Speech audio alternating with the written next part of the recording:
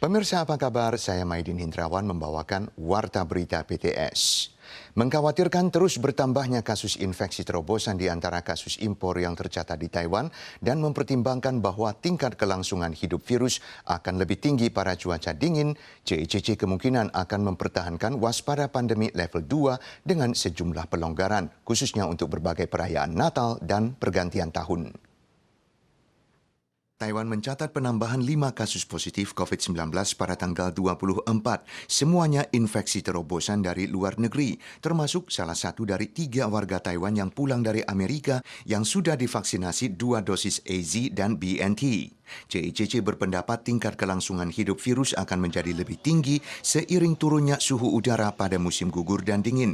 Maka meski kondisi pandemi sudah menstabil, tingkat kewaspadaan pandemi level 2 akan dipertahankan.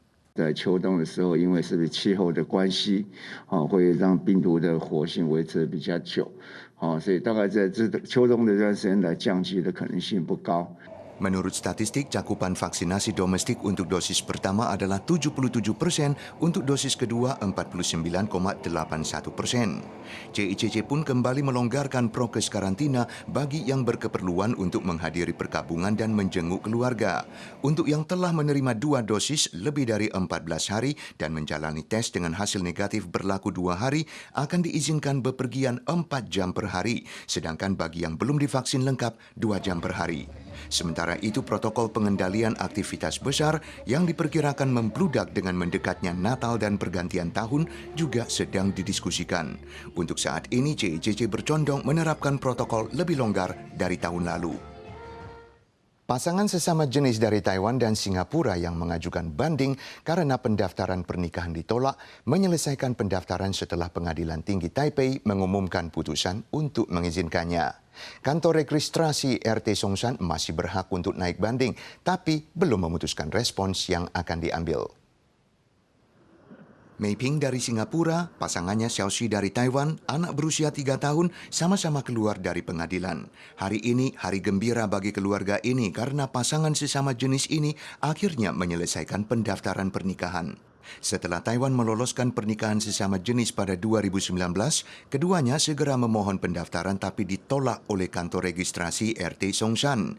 Mereka kemudian mengajukan banding dan setelah melalui proses peradilan 2 tahun lebih, Pengadilan Tinggi Taipei mengumumkan putusan membatalkan penolakan pendaftaran pada tanggal 25. Menurut Ormas, kemenangan perkara ini adalah yang ketiga dalam kasus serupa di Taiwan. Pernikahan sesama jenis antar negara di Taiwan sebelumnya hanya diizinkan kalau kedua negara bersangkutan sama-sama mengizinkannya. Tapi pelonggaran telah diloloskan Januari lalu oleh Yuan Judicial dan UU bersangkutan telah diajukan pada Yuan Eksekutif. Atas putusan ini, kantor registrasi mengatakan akan berdiskusi lebih lanjut sebelum memutuskan respons. Usai tragedi Tarago Express April lalu, MOTC meminta semua proyek berlokasi dekat jalur kereta api untuk ditangani langsung oleh TRA, tapi tampaknya pelaksanaannya kurang menyeluruh. Sebuah truk kontraktor di proyek rel bawah tanah di Tainan hampir memasuki jalur yang beroperasi. Masih untung sempat terlihat dan kereta segera direm. Kecelakaan fatal nyaris terjadi tanggal 23 pada sebuah proyek konstruksi rel bawah tanah dekat perlintasan sebidang kereta api Shijian Street di Tainan yang ditangani TRA di bawah MOTC. Sebuah truk yang sedang mundur hampir memasuki jalur kereta api yang beroperasi. Masih untung sempat terlihat oleh staf yang segera melapor dan secara darurat mengerem kereta.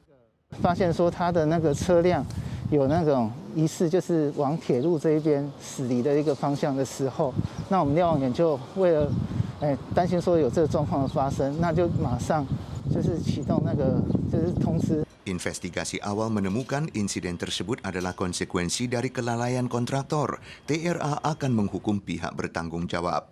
Sementara Menteri Transportasi Wang Kuo-chai menekankan ada unsur kesilapan manusia yang tak termaafkan, maka tidak meniadakan kemungkinan mengganti personel petinggi TRA. Pemirsa sekalian, sekian Warta Berita dari PTS. Sua lagi di pekan depan. Sampai jumpa.